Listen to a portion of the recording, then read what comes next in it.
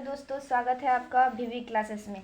आज हम लोग क्लास 10th का अध्याय 1.2 के पहला जो प्रमेय दिया गया है अंकगणित के आधारभूत प्रमेय, इसे समझेंगे। तो इस प्रमेय में कहा गया है कि प्रत्येक भाज्य संख्या को अभाज्य संख्याओं के एक गुणनफल के रूप में व्यक्त किया जा सकता है। इसका अर्थ क्या हुआ कि जो भी भाज्य संख्या हमें दी गई हो, चाहे वह 6 हो, 8 हो, 10 हो, कुछ भी हो, ठीक, इसे जब हम तोड़ेंगे इसके गुणनखंडों के रूप में, तो वो जो संख्याएं आएंगी वह एक अभाज्य संख्या होंगी। ठीक, दिया गया है ना कि अभाज्य संख्याओं के एक गुणनफल के रूप में व्यक्त किया जा सकता है। जब हम 6 को तोड़ते हैं तो क्या आ रहा है, 2 गुना 3, यानी कि ये दोनों संख्याएं क्या है, अभाज्य संख्याएं। तो एक भाज्य संख्या को व्यक्त करने के लिए हम जब उनका गुणनखंड तोड़ते हैं तो वो दोनों संख्याएं एक अभाज्य संख्याएं प्राप्त होती है। बस यही कहना था। उसके आगे ये कहा गया है कि यह गुणनखंड अभाज्य गुणनखंडों के आने वाले क्रम के बिना अद्वितीय होता है। इसका अर्थ क्या है कि हम चाहे 2 गुना 3 लिखें या इसका क्रम बदल दे, 3 गुना 2 लिख दे, बात वही रहती है। इसमें कोई भी परिवर्तन करे, यानी कि क्रम में कोई परिवर्तन करे, तो इससे कोई भी फर्क नहीं पड़ता है। बस जो है वह अद्वितीय होना चाहिए। अद्वितीय मतलब इस दोनों संख्या के बदले इसमें और कोई संख्या ऐड नहीं होनी चाहिए। जैसे हम इसमें 5 नहीं लगा सकते या कोई और संख्या नहीं लगा सकते, बस 3 और 2 है तो यही दोनों संख्याएं रहेंगी। ठीक, इस प्रमेय का यही कहना था। तो दोस्तों, अब हम लोग प्रश्नावली 1.2 के पहले जो उदाहरण है उदाहरण नंबर 5 उसे देखेंगे। ठीक, तो यहाँ प्रश्न क्या दिया गया है कि संख्याओं 4n पर विचार कीजिए जहाँ n एक प्राकृतिक संख्या है। तो जांच कीजिए कि क्या n का कोई ऐसा मान है जिसके लिए 4n अंक शून्य पर समाप्त हो। यहाँ हमें एक संख्या दी गई है 4n, ठीक, जहाँ पर n क्या है, एक प्राकृतिक संख्या है, यानी कि यह 1, 2, 3, 4 कुछ भी हो सकती है, प्राकृतिक संख्या दी गई है। अब हमें यहाँ बताना है कि क्या n का हम कोई ऐसा मान रख सकते हैं जिसके लिए जब उसे मतलब गुना किया जाए उतने बार तो हमें एक जो मतलब लास्ट अंक हो वह शून्य प्राप्त हो। जैसे मैं बताती हूँ आपको कि अगर हम 4 पर n के जगह पर 1 रख रहे हैं तो हमें कौन सी संख्या प्राप्त हो रही है, 4। क्या इसका अंतिम अंक जो है वह शून्य है, नहीं है। यहाँ दिया गया ना कि 4 अंक शून्य पर समाप्त हो, वैसी संख्या लेनी है जिसका अंक 0 पर समाप्त होता हो। ठीक, अब हम n की जगह पर 2 रखेंगे तो क्या आ जाएगा, 4 चौके 16। ये संख्या में शून्य पर समाप्त नहीं हो रही है। उसी तरह से n के स्थान पर हम लोग 3 रखेंगे तो क्या आएगा, 64 आ जाएगा। ऐसी कोई ऐसी संख्या बतानी बोल रहा है जहाँ n का मान अगर हम वो रखते हैं तो हमें उसका जो उस संख्या का जो अंतिम हो वो शून्य प्राप्त हो, इस तरह से कोई संख्या प्राप्त हो। पर अभी तो हमें ऐसा कोई संख्या प्राप्त नहीं हुआ है। इसे अब लिखना कैसे एग्जाम में मैं आपको समझाती हूँ। आप लोगों को लिखना है, शुरू करते हैं इधर प्रश्न, ठीक, हल करते हैं।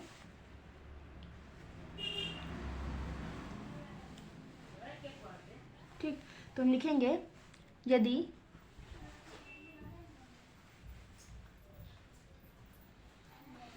किसी n के लिए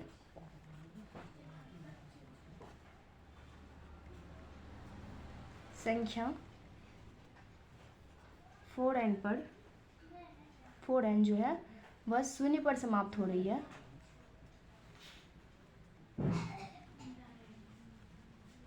शून्य पर समाप्त हो रही है, तो उसके अभाज्य गुणनखंड में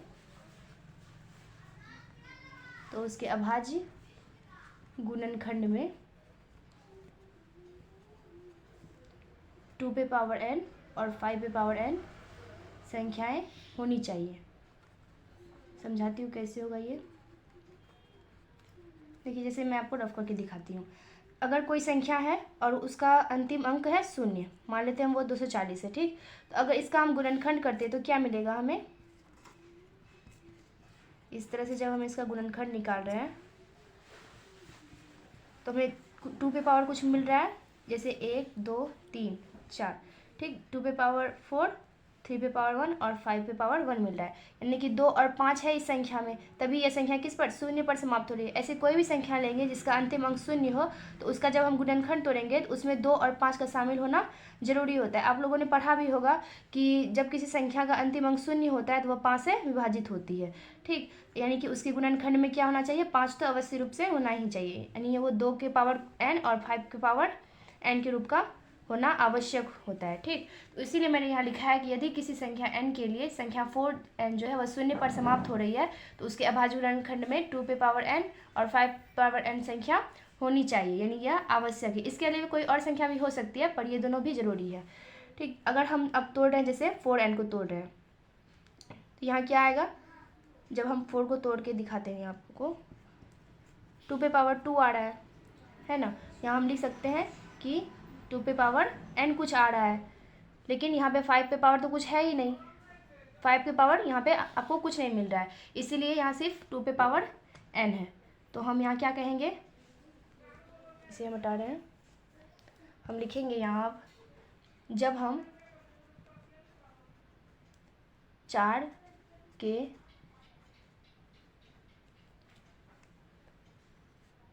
गुणनखंड करते हैं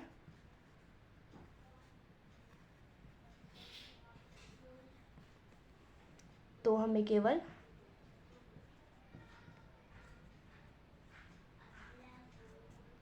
n संख्या प्राप्त होती है, संख्या प्राप्त होती है। चूँकि 5n संख्या नहीं दी रखी है, नहीं दी गई है, इसलिए हम कह सकते हैं, इसलिए ऐसी कोई संख्या n नहीं हो सकती, नहीं हो सकती जिसके लिए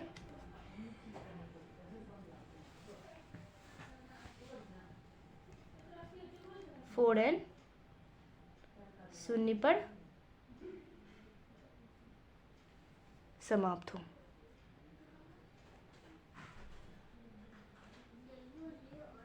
समझ में आ गया आप लोगों को। अब हम लोग इसका अगला उदाहरण जो है उदाहरण नंबर 6 करेंगे। तो दोस्तों, हम लोगों ने उदाहरण नंबर 5 को अच्छे से कर लिया है। अब हम लोग उदाहरण नंबर 6 को देखते हैं।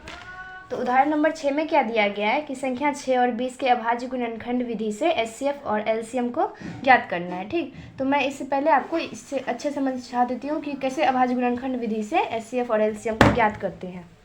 ठीक है, हम दो संख्या जैसे ले रहे हैं, मान लीजिए हम लोगों ने 6 और 20 को ही रखा, बस मैं यहाँ पे रफ करके आपको दिखा रही हूँ। ठीक, हम लोगों ने 6 और 20 को रखा, इसका पहले अभाज्य गुणनखंड निकालते हैं। इसका क्या आएगा, 2 तिया 6, और इसका क्या आएगा, 2 दही 20 और 2 पंचे 10 आ गया। अब इसको लिख लेते हैं, यहाँ क्या आ जाएगा, 2 गुना 3, और इसका क्या आ जाएगा, 2 गुना 5। इसे हम लिख सकते हैं, इस जब भी हम लोग क्या जानते हैं कि जब भी कोई चीज़ सेम नीचे में रहती है और वे गुना में रहती है तो उसका पावर क्या हो जाता है, जुड़ जाता है। इसका पावर क्या हो गया 1, इसका पावर क्या हो गया 1। ये दोनों जब जुड़ जाएगा तो क्या हो जाएगा, 2 गुना 5 आ जाएगा। ठीक, अब इन दोनों को हम लोग एक लाइन से लिख लेते हैं। जैसे हम लोग यहाँ लिखेंगे 6 और उसका लिख लेंगे 2 गुना 3। उसी तरह से हम लोग 20 को लेंगे और उसका लिख लेंगे 2 गुना 5। लिख लिए। अब हम लोगों को इसका एचसीएफ पता करना है ना कि इससे 6 और 20 का एचसीएफ क्या होगा। तो हम लोग देखेंगे कि इन दोनों के जो गुणनखंड हम लोगों ने बनाया उनमें उभयनिष्ठ गुणनखंड कौन सा है। तो देखिए यहाँ पे 2 और 2 दोनों में है, तो ये हम लोगों का उभयनिष्ठ गुणनखंड आ गया। अब इसमें से एचसीएफ कौन सा चुनना है, या तो हम 2 भी ले सकते हैं या 2 भी ले सकते हैं। तो लेना कौन सा है, एचसीएफ में वह संख्या आती है जो अब मतलब कि उभयनिष्ठ गुणनखंडों में जिसका पावर सबसे कम होता है। यहाँ 2 है और यहाँ 2 है, तो हमारा एचसीएफ क्या आ जाएगा, 2 वाला, यानी कि 2 आ जाएगा। उसी तरह से जब हम लोग एलसीएम निकालते हैं तो एलसीएम में क्या करते हैं कि जो उभयनिष्ठ गुणनखंड होता है उसमें जो जिसका पावर बड़ा होता है उसको तो निकालते ही हैं, साथ ही साथ क्या करते हैं जो बचे हुए थे, जैसे 3 था बचा हुआ और 5 था बचा हुआ, तो इन दोनों को भी शामिल करते हैं। एचसीएफ में बस वैसी संख्या लेते हैं जो कि उभयनिष्ठ गुणनखंडों में हो और जिसका पावर दोनों में से कम हो। तो यहाँ दोनों में से कम पावर 2 का था, तो यहाँ हम लोगों ने 2 ले लिया। और एलसीएम में वैसी संख्या लेते हैं जो कि उभयनिष्ठ हो और उसमें जो सबसे बड़ा पावर हो, यानी कि 2 और जो बचे हुए हो वो भी एलसीएम में आगे गुना हो जाते हैं।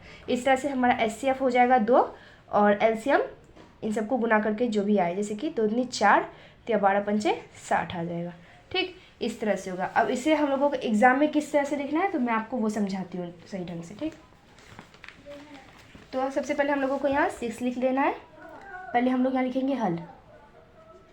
ठीक है, लेंगे 6 को, और 6 का जो आप लोगों को अभाज्य गुणनखंड निकालना है वो रफ करके ही निकालना है। आपको यहाँ पे बस लिखना है 2 गुना 3, और उसी तरह से 20 का लिखना है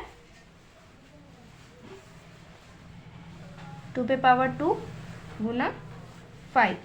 अब हम लोगों को लिखना है HCF बराबर HCF 6 और 20 का क्या आ जाएगा, जो दोनों में उभयनिष्ठ हो तो दोनों में क्या आ जाएगा, और जिसका पावर कम हो।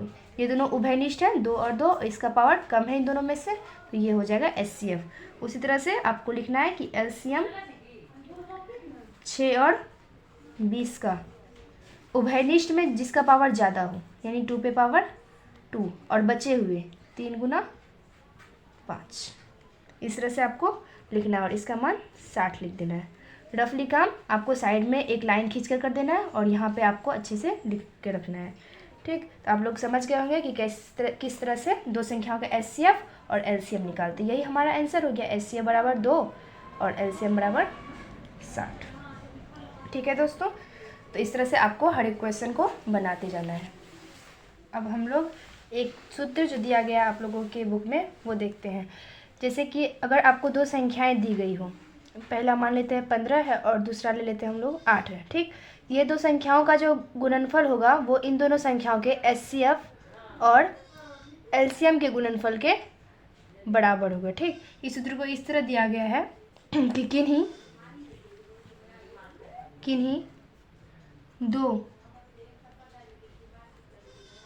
दो धनात्मक पूर्णांकों A व B के लिए इनका जो HCF होगा, यानी HCF A इंटू B, और इनका जो LCM होगा LCM A इंटू B, वो इन दोनों संख्या के गुणनफल के बराबर हो, यानी A इंटू B होगा। यही आपका सूत्र है। ये काफ़ी इंपॉर्टेंट सूत्र है। आपकी पूरी की पूरी प्रश्नावली जो है इस सूत्र पर ही आधारित है, इसलिए इस सूत्र को याद कर लीजिएगा कि किन्हीं 2 धनात्मक पूर्णांकों का HCF और उनका LCM का जो गुणनफल है वो दोनों संख्याओं के गुणनफल के बराबर होता है। ठीक है, तो हम लोगों ने उदाहरण 6 को देख लिया है और एक हम लोगों ने सूत्र को भी देख लिया। अब हम लोग उदाहरण नंबर 7 देखते हैं कि प्रश्न क्या कह रहा है। यहाँ प्रश्न है कि अभाज्य गुणनखंडन विधि द्वारा 96 और 404 का HCF ज्ञात कीजिए और फिर इनका LCM ज्ञात कीजिए। यानी इन दोनों संख्याओं का पहले हमें HCF निकालना है, उसके बाद हम लोगों को इनका LCM निकालना है। ठीक, तो चलिए हम लोग करते हैं। तो सबसे पहले हम लोग लिखेंगे हल।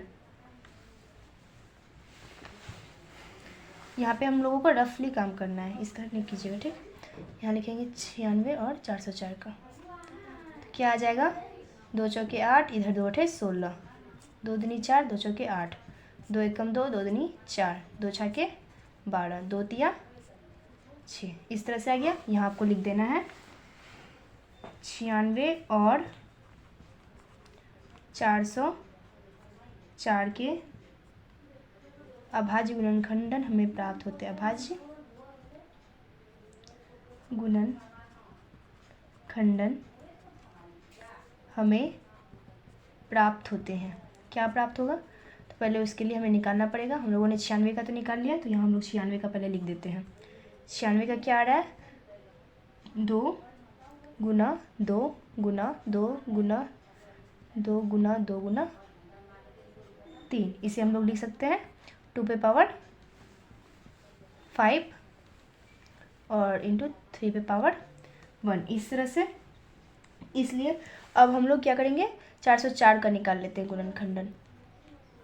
क्या आ जाएगा, 2 दूनी 4, 0 2 दूनी 4, 2 एकम 2, 0 2 एकम 2। ठीक, तो 404 का आ जाएगा 2 गुना 101। इसे हम लोग क्या लिख सकते हैं, 2 पे पावर 2 इंटू 101। अब हम लोग देखते हैं कि इन दोनों में क्या है कि जो उभयनिष्ठ गुणनखंड में जो इसका पावर सबसे कम होता है वही हमारा HCF हो जाता है। तो हम लोग HCF देखेंगे। 96 का कितना आ रहा है, 2 पे पावर 5 इंटू 3 पे पावर 1, और 404 का आ रहा है 2 पे पावर 2 इंटू 101। ठीक है, तो यहाँ उभयनिष्ठ गुणनखंड में ये दोनों आ रहा है, और इनमें जो छोटा पावर यानी 2 पे पावर 2, तो HCF हमारा क्या आ जाएगा, 2 पे पावर 2 यानी कि 4। ठीक है, इससे पहले जो हम लोगों ने सूत्र पढ़ा कि दो संख्याओं का गुणनफल उनके HCF और LCM के बराबर होता है, उसी सूत्र का प्रयोग कर हम लोग यहाँ पे LCM निकालेंगे। ठीक, तो यहाँ हम लोग लिखेंगे LCM, क्या हम लोग पढ़े थे कि HCF गुना LCM होता है दोनों संख्याओं का गुणनफल, दोनों संख्याओं का गुणनफल। HCF हमें क्या आया था, हमारे पास 4 आया था, LCM तो हमारे पास आया ही नहीं है, यही ज्ञात करना है। दोनों संख्याओं का गुणनफल यानी 96 गुना 404। जब LCM हम लोग निकालेंगे तो आ जाएगा 96 गुना 404 बटे 4, और जब आप इसको सॉल्व करेंगे तो आपके पास आएगा 96 इंटू 96। ठीक, इस तरह से 9696 आपको प्राप्त हो जाएगा। और अगर आप इसको LCM इस तरह से नहीं निकालते हैं और इसी में से निकालते हैं कि जो बड़ी संख्या है यानी कि 2 पे पावर 5 और जो छुटी हुई संख्या यानी कि 3 और गुना 101, इसके बाद जो आप इसको गुना करेंगे तो भी आपको 9696 ही प्राप्त होगा। ठीक, मैंने बस आपको सूत्र लगाने का दिखाया कि किस तरह से सूत्र लगाकर भी हम LCM प्राप्त कर सकते हैं। जब हमें HCF दिया हो और दोनों संख्याएं दी हो तो हम लोग LCM कैसे निकालेंगे, तो इस तरह से आप LCM निकालें या फिर इस तरह से LCM निकालें, बात आपकी बराबर आएगी। तो आप लोग एक बार करके देखिएगा गुणनफल, देखिएगा 9696 ही आप लोगों को मिल जाएगा। तो इस प्रकार से ऐसे सवालों को सॉल्व करना है। ठीक है, हाँ, तो हम लोगों ने सारे उदाहरण देख लिए हैं, अच्छे से सभी उदाहरणों को अच्छे से समझ लिया है। अब हम लोग प्रश्नावली की तरफ बढ़ते हैं।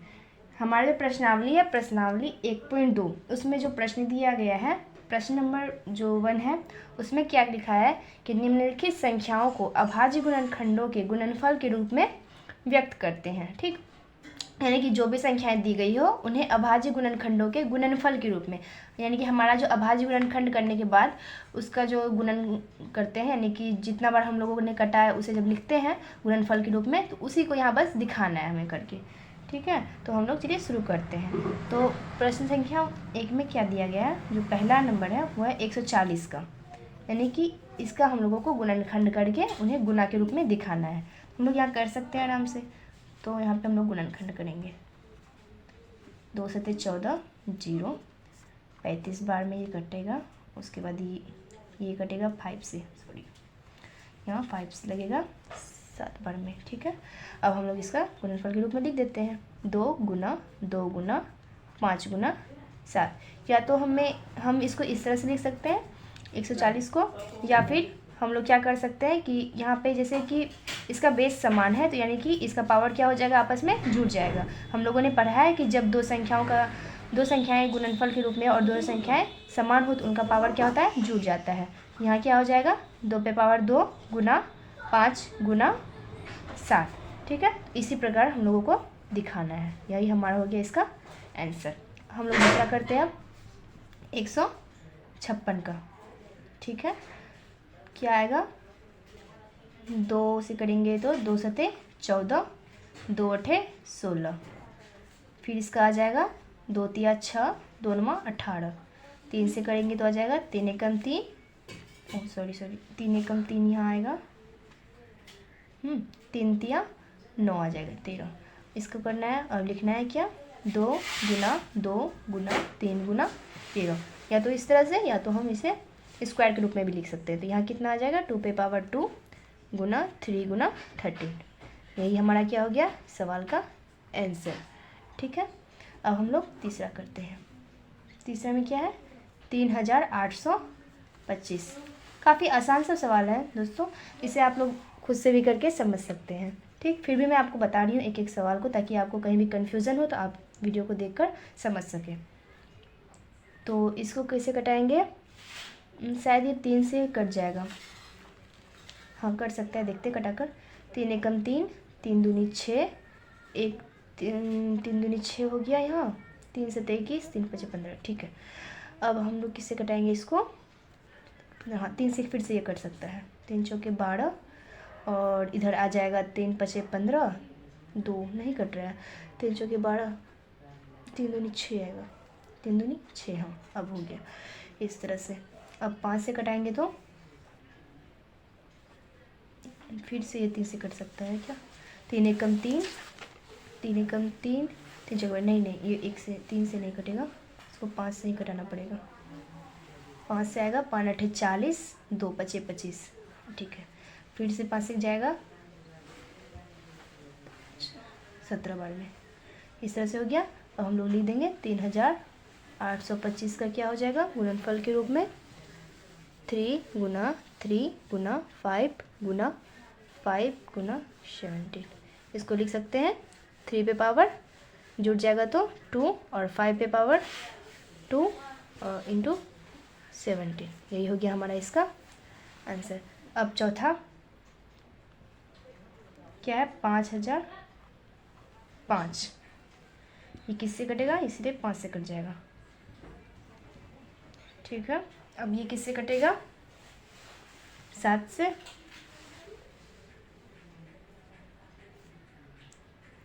3 बार में 7 चौके 28, 2 7 21। हाँ ठीक है, अब तो ये किसी से नहीं कटे, 11 से कट सकता है। हाँ 11 क्या 11, 3 11 33। हाँ हो गया।